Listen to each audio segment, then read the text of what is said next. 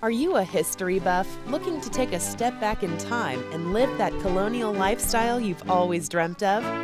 Then grab your fifes and flat-topped hats and join us as we explore the oldest log cabin in the United States.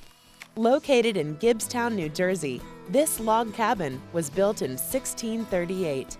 To put that into perspective, that's just 18 years after the Pilgrims landed in Plymouth. Now, nearly 400 years later, the Nothnagle Log Home is officially on the market.